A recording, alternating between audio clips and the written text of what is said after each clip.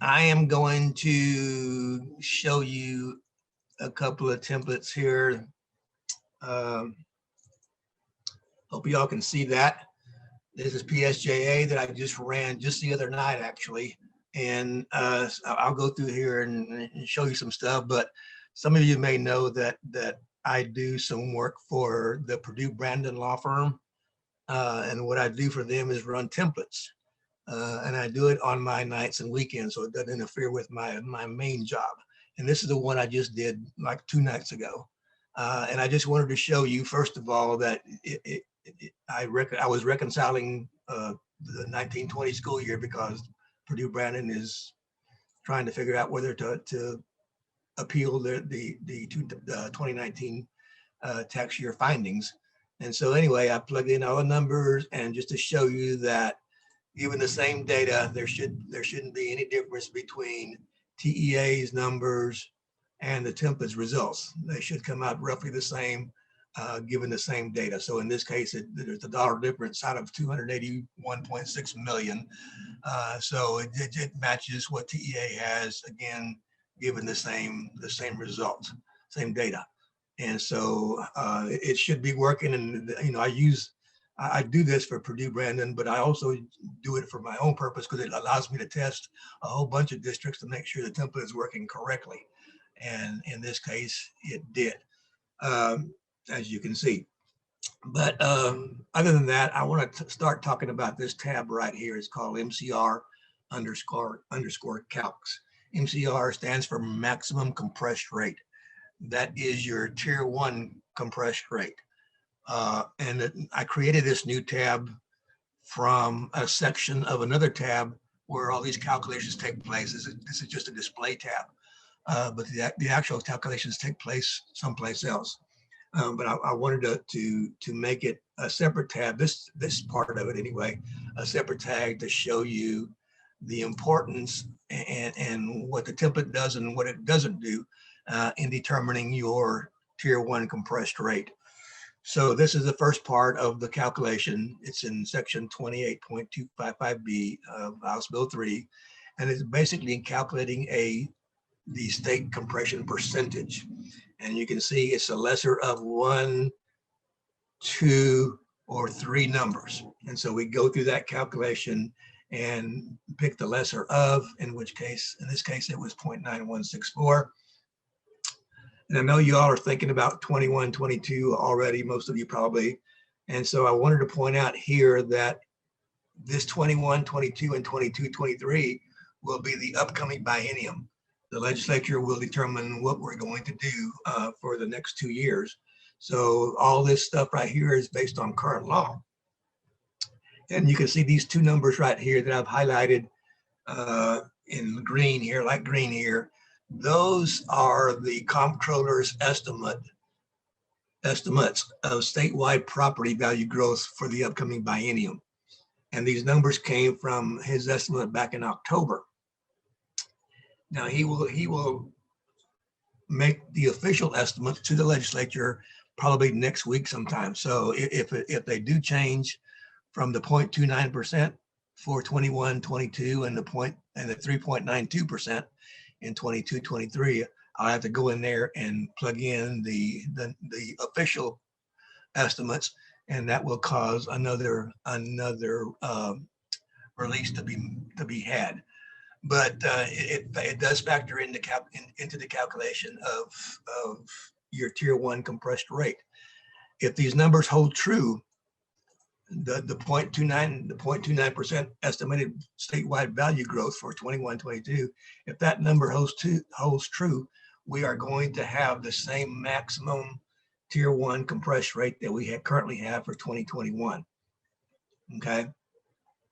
So again, these aren't official yet, and so we'll see if they do change in the next week or so. So the next part of the calculation is where the 2.5% factor plays into the equations, and you can see here's this reference to House Bill 3 48.2551B, and it's a lesser of 1 number or what we just calculated over here in the first part of the equations.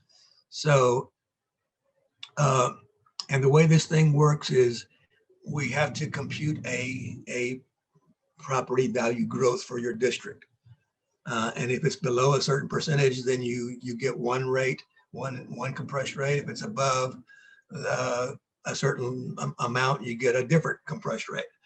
But I just wanted to emphasize for you all that regardless of what this template calculates, and by the way, it calculates based on what you enter as your T2 value, what you will be entering as your T2 value, it'll calculate a compressed rate for you, but that is not your official compressed rate, tier 1 compressed rate. TEA will calculate that for you this coming summer, just like they did last summer. If you recall last summer, you all had to give them some information on a survey they put out there that basically was comparing your July 25th CAD value for 2019 to your July 25th CAD value for 2020.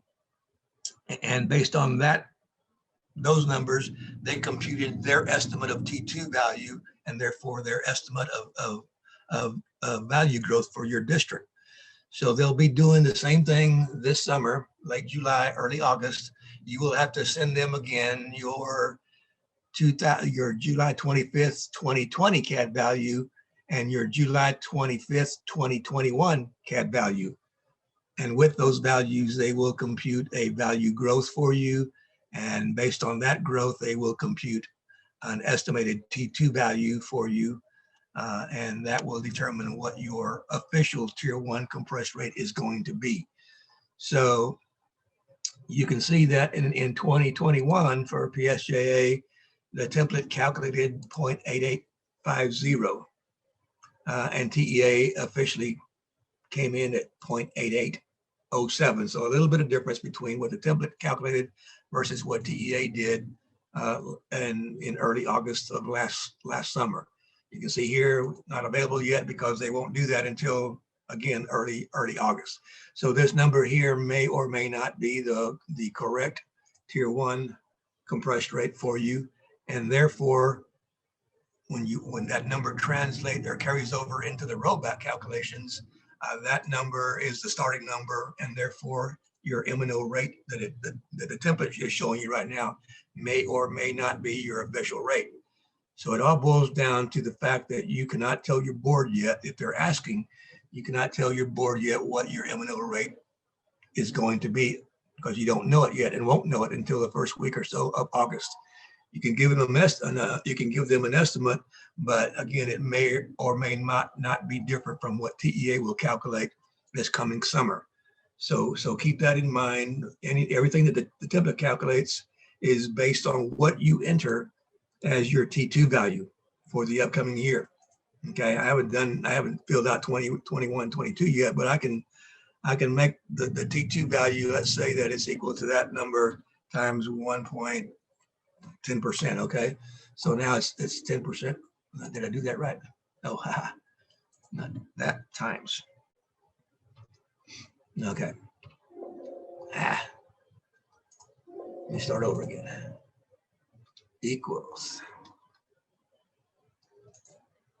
All right, equals that value times 1.1. Okay, now we have a value in there. And you can see based on that value, when you go to the MCR calcs tab, we now have that 10% growth. And based on that growth, this district would normally have a compressed rate of 0.8206 if it weren't for a provision in House Bill 3 that says that all tier 1 compressed rates have to be within 90% of each other. There can't be a district that has a compressed rate that is more than 10% different than everybody else's. So the 0.9164 is the maximum. If you multiply that times 90%, you get the 8247. That's the minimum. And so with a 10% growth in value, PSJA would have the minimum 8.8247 tier 1 compressed rate. That would then carry over to 21, 22, and with their golden pennies, I haven't done this, I haven't filled it out yet, but again, with their golden pennies of 13.83, you add that to the 82, and that would give you your M&O rate. So it all depends on as far as the template is concerned, It all depends on what you enter in here as your T2 value.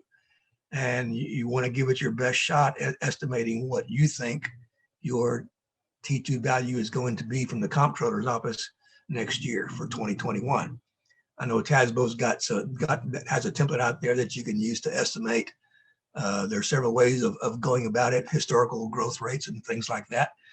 But you want to give it your best shot at what you think the comptroller's T2 value would be next year. And based on that assumption, then the template will calculate your tier 1 compression rate. So again, and the 9164 again is primarily based on the comptroller's estimate of statewide property value growth, which we don't know officially yet, but they should be in this range somewhere for the next biennium. It might be a little larger than that, but again, we won't know until next week or so. But again, the main point is that no matter what you use, your resulting tier 1 compressed rate may or may not be your official tier 1 compressed rate, because that will have to come from TEA, and you won't know that until next summer or this coming summer. So same process you went through last summer, you'll be going through that again this coming summer. I think that survey that they did last summer is still up on their website, and you can use that and just bring everything forward by a year. So instead of comparing July 25th, 2019 to July 25th, 2020, you'll be comparing July 25th, 2020 to July 25th, 2021. Okay, so everybody's clear that this rate here may or may not be the official rate when it's all said and done. Okay, so that is that. The other thing that I want to show you is this tab right here, the ADA Whole Harmless tab. HH stands for whole harmless. The way this works is, in according to TEA's policies right now, the first 6 weeks of your actual ADA get averaged up right here, and that average gets compared to the whole harmless ADA that TEA has calculated for every district. And if that average for the first 6 weeks is less than the whole harmless ADA, then you get to use the whole harmless ADA. So if I come in here and say, okay, my actual ADA for the first 6 weeks was 30,500, and then it jumped to 30,600 the second 6 weeks. The average of that is 30,550. It's below the 30,766. So you would get to use the 30,766 as your ADA for the first 6 weeks. And not only the ADA, but all the other student counts that TEA has calculated for you as your whole harmless counts. Okay. The third 6 weeks stands on its own. It's not averaged to the first 6 weeks, but it stands on its own. So if in the third 6 weeks it was 30,800, let's say, then 30,800 is greater than 30,766. So the only thing that shows up here is the actual ADA, and then you would have to fill out the other actual student counts for the third 6 weeks. But if it was less than that, then again, the whole harmless ADA pops in here, along with all the other whole harmless ADAs and FTEs that TEA has calculated for each district. So that's the way it works. The first two are averaged together and compared to the whole harmless ADA. The third 6 weeks stands on its own, and it's compared to that same whole harmless ADA. And if your actuals are less than that, then all these numbers get populated for you. And if you want to get an annual average, the average column here is dividing all six weeks by 6. So you would have to enter some numbers here for the fourth, fifth, and sixth 6 weeks in order to get the appropriate average for the year. Now, when I was on my conference call a while ago, I got an email that said that Chairman Dutton, the new House Public Ed Chairman, said that the whole harmless ADA for the second semester, whatever that's going to be, will come from the legislature, not from TEA. So it sounds like to me, that sounded like to me that they're going to take some action that will allow for the whole harmless protection for at least another 6 weeks or 2, depending on what they do. So the announcement or whatever happens for the second semester is not going to come from TEA. It will come from the legislature. So we don't know yet what they have in mind, but it sounded like there is going to be some protection for some period during the second semester. So that was a kind of a good news for a lot of folks. So again, right now we only know for sure that we have a whole harmless protection for the first semester, and we'll likely have it for some period during the second semester, but we don't know how that's going to work, how that's going to play out yet. So as soon as we do know, I'll again update this tab and put out another release for that. But the only thing you have to do on this tab is enter your actual total refined ADA for the first 3-6 weeks, and it'll take it from there. So that's the way this tab works. I don't think y'all can unmute if this applies to you, and tell me, do any of you all get the formula transition grant, what's known as the formula transition grant? Anybody? I don't think very many districts in Region 1 qualified for the grant, because most of you all came out better under House Bill 3 than you would have had under old law. The formula transition grant is just a whole harmless protection that basically says that if House Bill 3, if you get less money under House Bill 3 than you would have gotten under old law, the difference between what you would have gotten under old law and what you're getting under House Bill 3 is made up with whole harmless money that's called formula transition grant. That was the main reason why I put out release 8 and release 9. And the reason I did that is because I was getting a lot of questions from districts that were trying to reconcile the TEA's grant amount, and the template couldn't do it. And the main reason for that was we need a bunch of old law data to calculate old law revenue. And the problem was TEA wasn't showing you what old law data that was being used to calculate old law revenue. So it was almost impossible to reconcile the TEA's numbers based on what you had in front of you. And so I'm going to show you another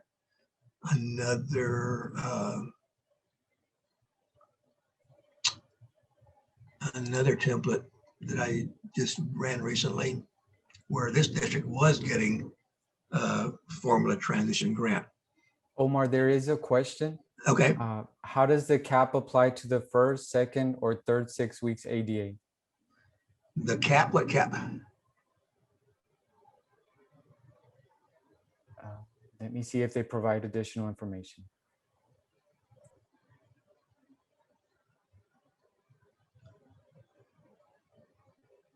Are you talking about the attendance rate cap? Yes, the attendance cap. Okay, yeah.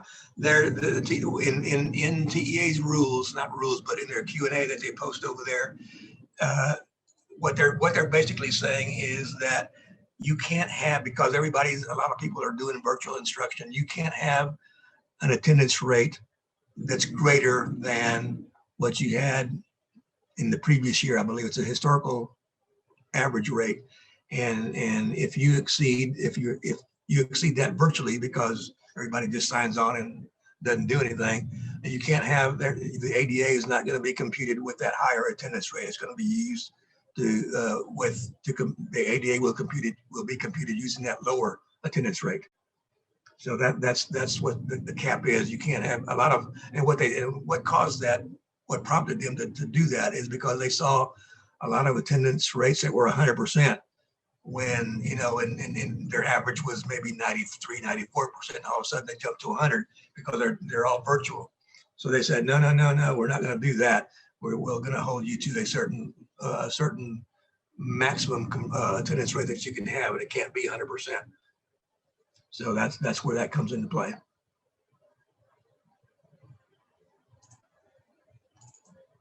Okay, now in release 8 and release 9, in order for that formula transition grant to calculate, you had to enter this data right here. There's two new rows of data entry that are used specifically to calculate that grant amount.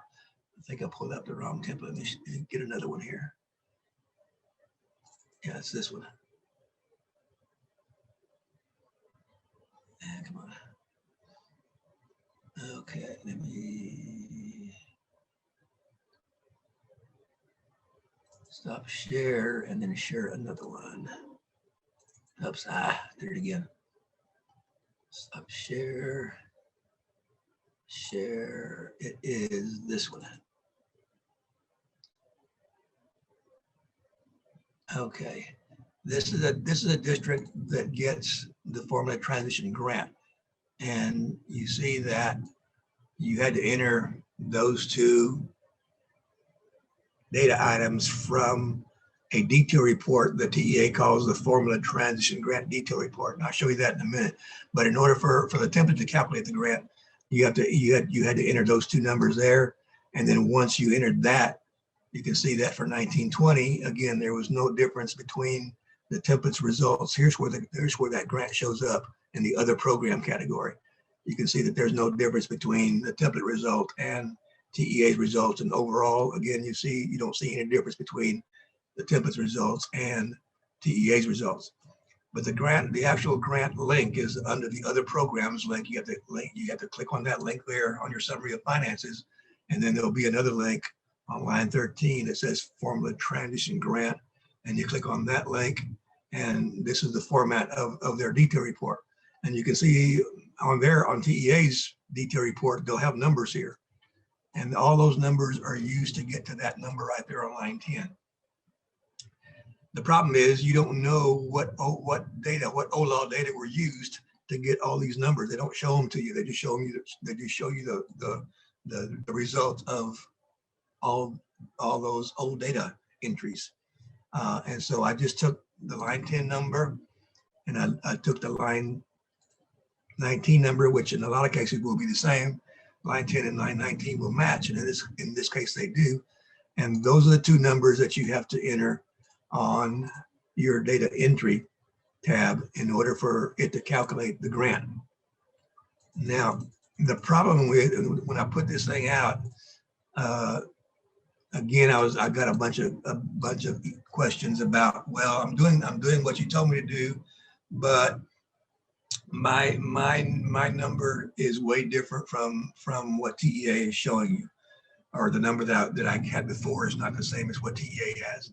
And here's the problem with that. If you go back to the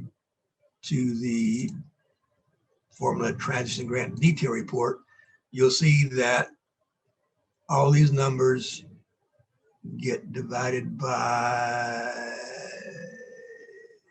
right, let's see, where's the ADA here? Right here. I'm sorry.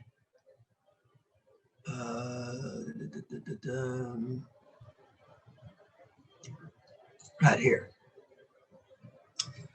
New law revenue gets divided by new law ADA. And the problem is, right now anyway, TEA is using the ADA from the LPE column. If you look at your TEA summary of finances right now, the LPE column and the DPE column have the same numbers.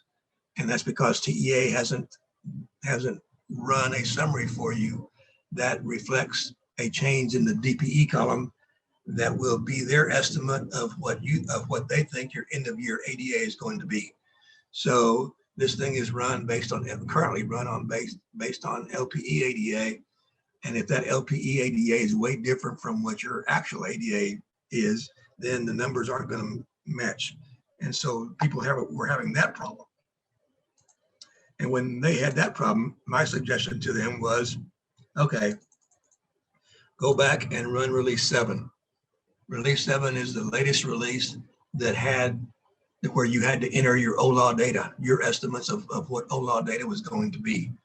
And using your estimates of OLAW data, it would have given you, Release 7 would give you a more accurate projection of what your grant amount was going to be, because it's based on what should be, more reasonable numbers than what your LPE ADA might be on your summary of finances. So that was my suggestion, is to just go back to Release 7, enter your OLAW data, let it calculate your grant, and then take that grant over to Release 9, and then just go put that grant amount over here on the detail report, and just substitute what it shows there with what your Release 7 grant amount was, and then Release 9, then your bottom line total revenue on Release 9 should be a more accurate picture of what it's going to be.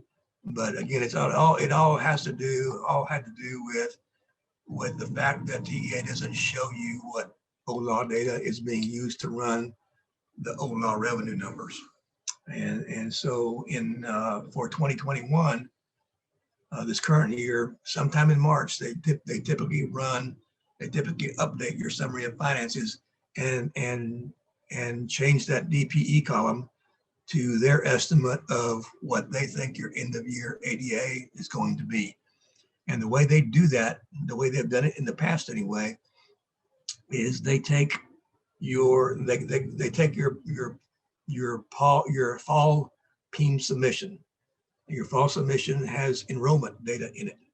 And so they'll go back for several years and get a ratio of fall enrollment to end of year ADA. And they'll get a historical ratio based on those two numbers, fall enrollment to end of year ADA. And then they will apply that ratio to this past fall's enrollment, and that will give them a pretty good idea of what your end of year ADA is going to be. This year may be a little different because in a lot of districts, your fall enrollment is down than it has been in the past. And I'm not sure how this whole harmless ADA is going to play into what they do when they project end of year ADA, but we'll find out when they update your summary of finances sometime in March and change that DPE column to a better number for most folks, I think, than what the LPE column shows.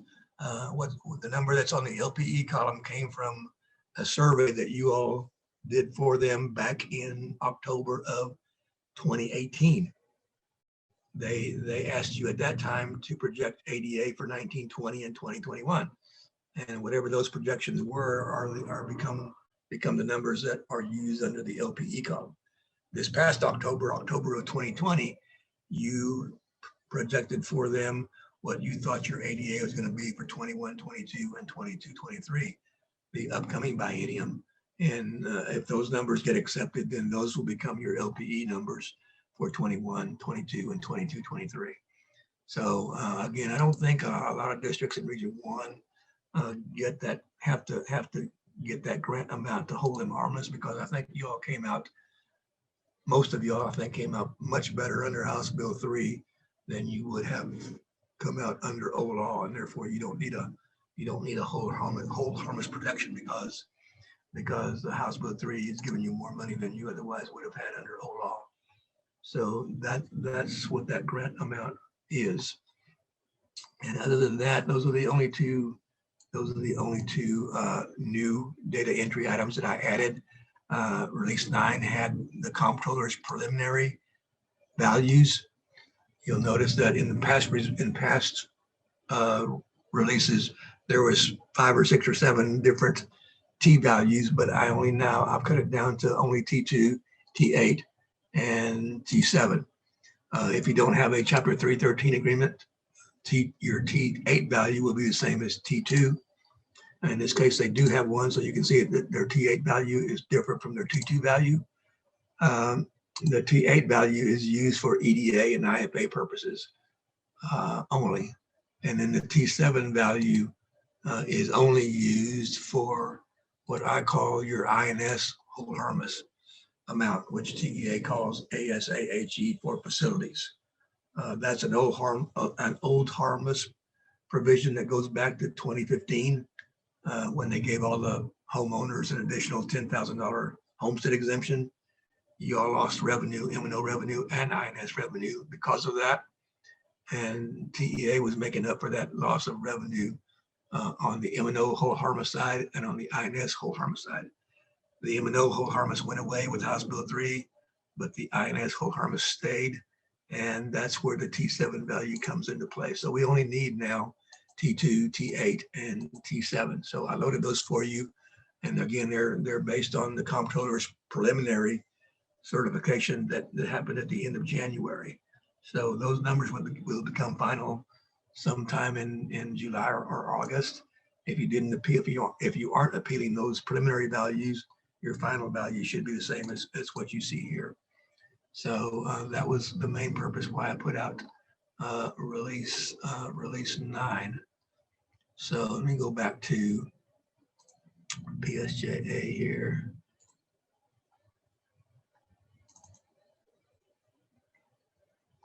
I think, if I remember correctly, yeah, I think I had to correct something here. Yeah, it's on the on P. Let's see here. Yeah, let me pull up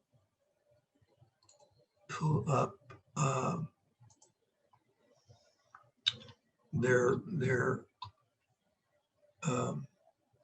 summary of finances. And let me show you something here that you might want to look at.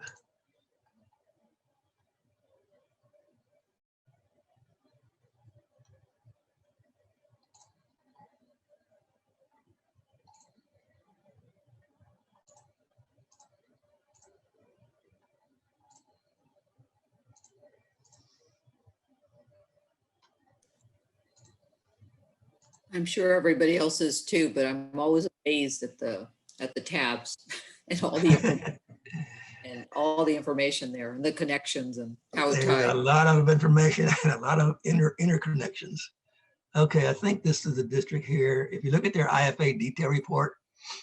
Omar, I think we're still on your Excel. Oh, yes. Hold on. Oh, you are? You can't see this? Okay, let me see if I can get it up here.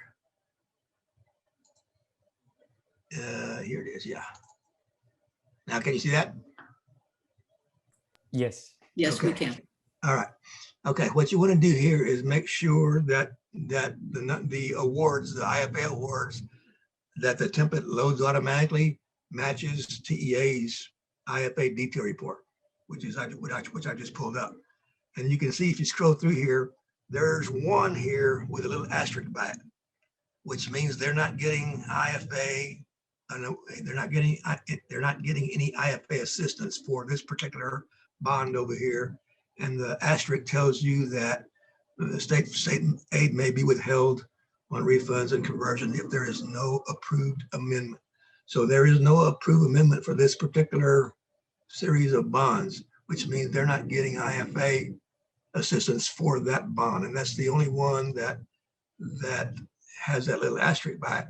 So what I had to do in order to reconcile it to TEA's template, what I had to do over here on the EDA side, well, first of all, I had to zero out. Oh, it's over here. I had to zero out one of that last award. It's now 0. And when I did that, then the IFA matched. But when I did that, the EDA didn't match. And in order for it to match, I had to come over here to the EDA tab and manually enter that state and local share of IFA, because that does include that award that I showed you a while ago that had the little asterisk by it. You don't get any IFA. Currently, they're not getting any IFA state assistance for that particular series of bonds, but it does have that those state and local shares of IFA factor in over here to the EDA side. So anyway, you can see that there's no formula in that cell because I had to go in there and manually enter the amount off of that detail report that I just showed you. And when I did that, then the 1920 EDA and the IFA match TEA's results. So what you want to do if they're not matching is to go to that IFA detail report and see if there's any awards that have that little asterisk by them. And if they do have, then you have to come over here to the IFA limits and zero out that particular award, because currently they're not getting any assistance for that particular bond series. Eventually, once the amendment gets filed by your FA or whoever's doing all that, then they'll give you assistance for it, and then you have to come back and put it in over here. But again, I was trying to reconcile the TEA's numbers, and the only way I could do that was to go through that process of matching the IFA limits. You can see I bolded everyone that matched TEA's until I got to this last one, and I zeroed it out because it was zeroed out on TEA's report. And then once I did that, EDA didn't match. And in order for EDA to match, I had to come in here and change that number to the number that included that award that had the asterisk by it. So anyway, that's what I had to do to get it to reconcile. Again, using the same data, we should give you the same results as what TEA has for you. So that's that. I don't think I had to do anything else different on this to get it to match. And this is what I do when I first run a template for somebody. I'll go back and the first thing I do is look at total cost of tier 1 and compare it to what TEA has. And if it doesn't match, then I know that there's a data issue somewhere in all these formulas. There's a problem that the data doesn't match that you enter all up here. So that's the first thing I do. And if it matches, then I'll keep going. If it doesn't match, then I have to find out where the difference is. It has to be that the data is different in one of these allotments that is being calculated. So once it matches, then tier 1 is going to match. Your tier 1 state A is going to match. And then tier 2, if it doesn't matches, it usually means that there is a difference in M&O collections that I entered versus what TEA has, or there's a difference in WADA and WADA, comparing what the template calculates for WADA versus what TEA is showing you as WADA. And so in this case, it matched. Other programs, the reason why that minus shows up there is because PSJ has probably one student or two that is being educated over at the Texas School for the Blind and visually impaired, and you get charged for that student being over there. And so you had to enter that charge over here on the data entry. There's a place where you put in the charges if you have students that are going to either the Texas School for the Blind and visually impaired, or the Texas School for the Deaf, one of those two. If you have students over there, you get charged a certain amount for them being over there. So I did that, and again, it matched what TEA, of course, it was going to match what TEA had. And then EDA, I showed you what I had to do to reconcile that. And so, it matches. Again, given the same data, it should match TEA's results. The other thing that you might want to start looking at, even though you don't know for sure what your M&O rate might be, you might want to go ahead and fill out this section down here where it says rate to maintain and the notice. And once you put numbers in there, this rate to maintain will calculate, and the notice will calculate as well. So all these two tabs right here all are based on what you entered previously, plus these cells down here. So that's done for you. And everything else is done for you. So all you got to do, again, if you're looking at 21, 22, once you fill out the 2021 column, the 21, 22, and all the other out years will populate based on what you entered as your 2021 numbers. They will automatically just carry them over, but you can change them if you want to. But they will all be populated based on what you enter over here. And then you have to, again, make some estimates, some assumptions of what your property value growth is going to be for the out years. And then once you do that, the template will calculate your tier 1 compression rate. But again, keeping in mind that that's not your official rate, because that will come from TEA at some point. And then just put in your collections, your M&O collections based on that rate, and your INS collections based on that value. and just go from there. So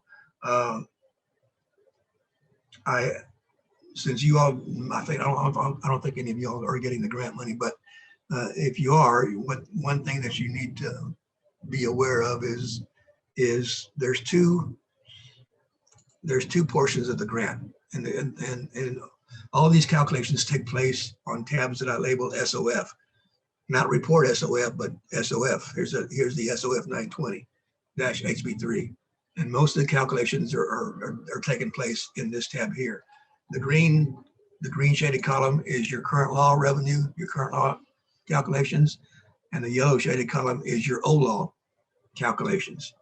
And what a template does, again, compare old law to new law, and if it's different, then it calculates a formula transition grant amount. But you can see there's two grants for formula transition grant. There's a grant number A, and there's a grant D1. We call the A portion and the D1 portion. And if you have amounts in both places, you get to use the higher amount. The problem is if you're over here in D1, if D1 is your higher amount, you need to be aware that it expires at the end of 2021. It doesn't go into 21, 22. And this one here expires at the end of 23, 24. So if you're one of these districts that are getting the grants, and I don't think any of you are, but if you are, then you might want to carry this thing out to at least 23, 24. For sure 21, 22 if you're a D1 grant district, and for sure through 23, 24 if you're a grant district that I just showed you over here. And these tabs over here, I put this one next to the report SOF tab, so I can just click back and forth, but they're way over here to the right.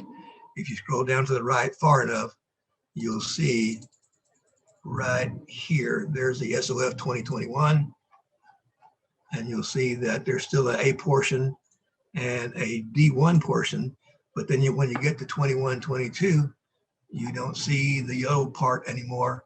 There's not a D1 portion anymore. And the reason you don't see the yellow column anymore is because 2021, 21, 22 that year starts with an odd number. And in House Bill 3, if it starts with after 2021, if it starts with an odd number, we use 1920 data because 1920 started with an odd number. For 22, 23, you'll see that again, there's no yellow column. 22, 23 starts with an even number. And so we use 2021 data for 22, 23 because 2021 started with an even number. So if the out years start with an odd number, we use 1920 data. If they start with an even number, we use 2021 data. So that's how all this stuff works under House Bill 3. But these tabs are way to the right of everything else. And again, I just moved this one over next to the report, 1920, just to show you, so I can flip back and forth between the report and the calculation. But these SOF tabs are where most of the calculations take place. There's calculation of WADA under House Bill 3. Here's all the other allotments under House Bill 3.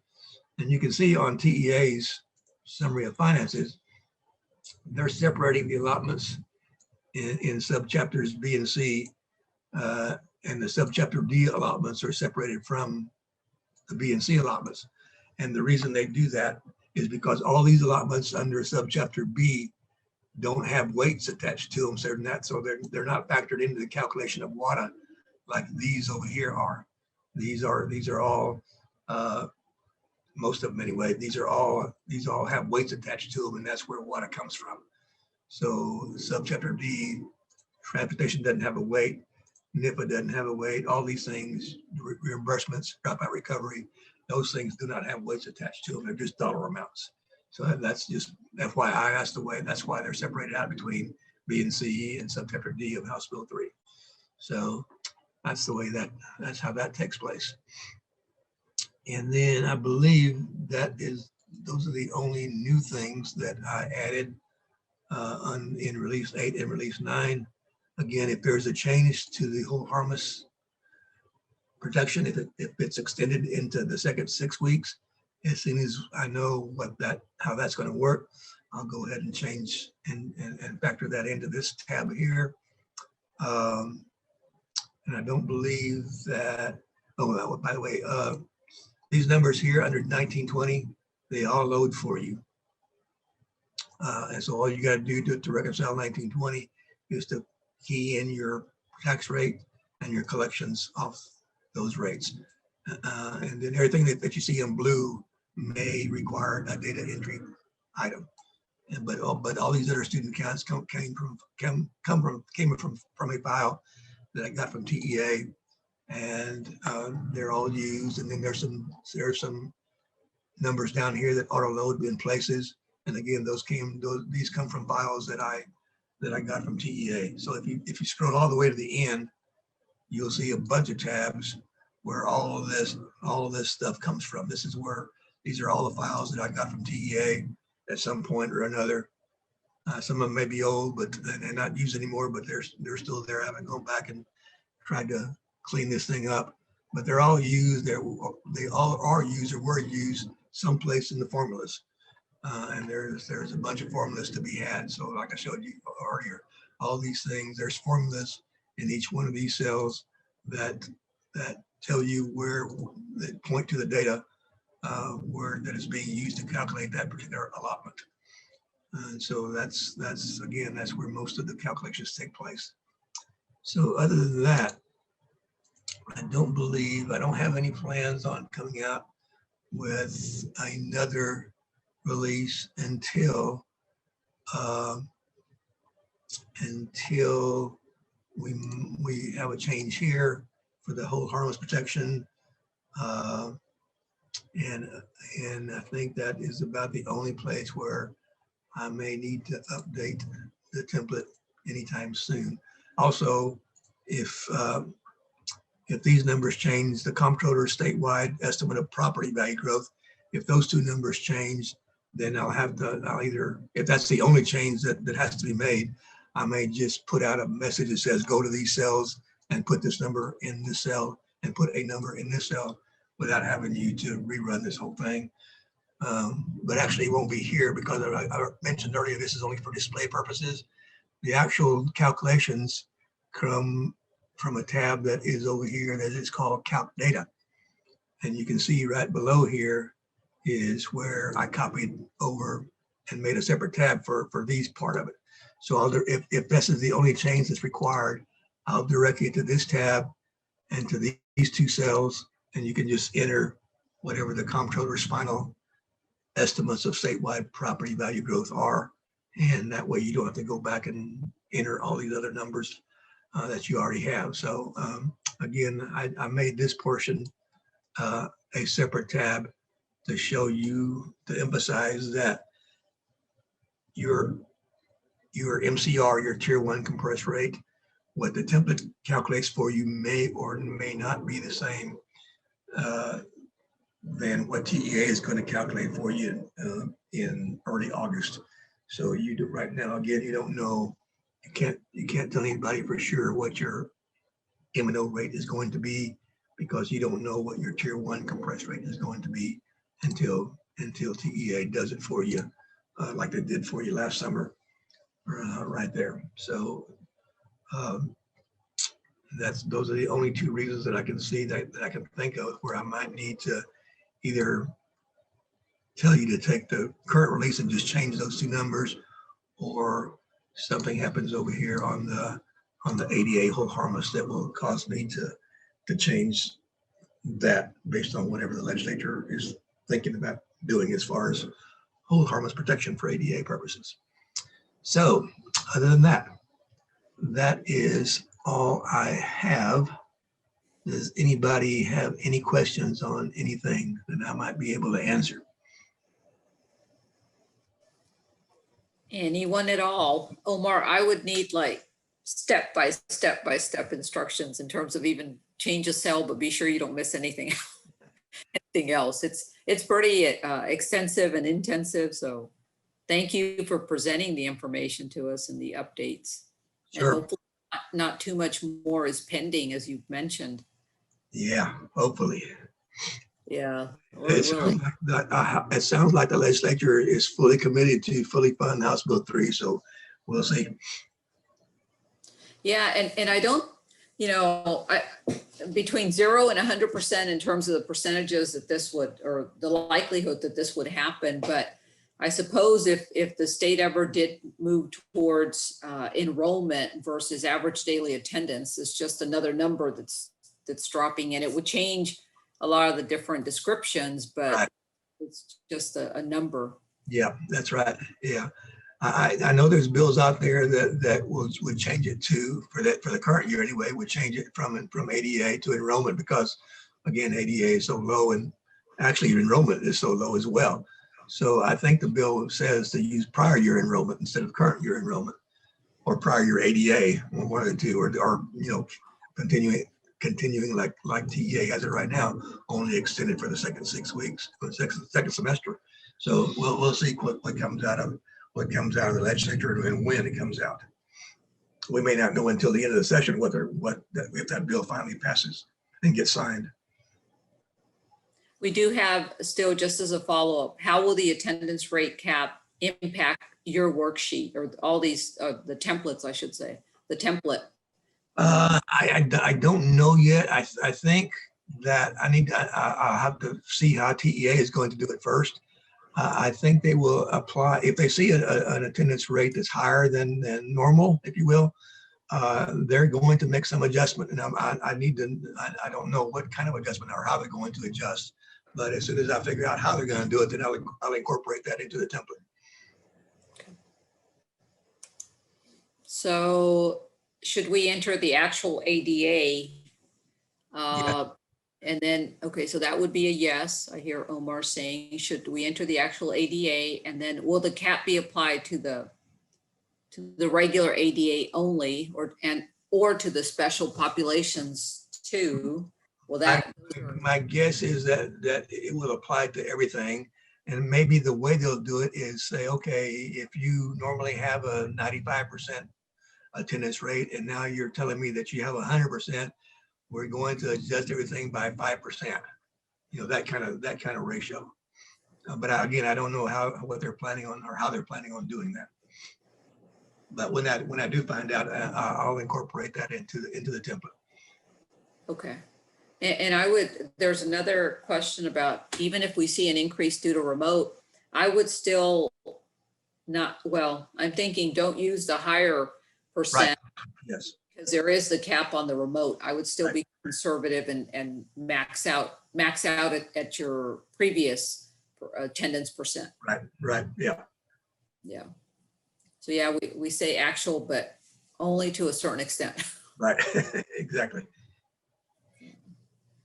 Any other questions? And of course, y'all can reach out, obviously, to Omar. I think it's great that the delinquent tax attorney firm that you work with, you know, this is something else that districts can ask for. But Omar is always answering questions for any of us. So thank you so much for the presentation. And again,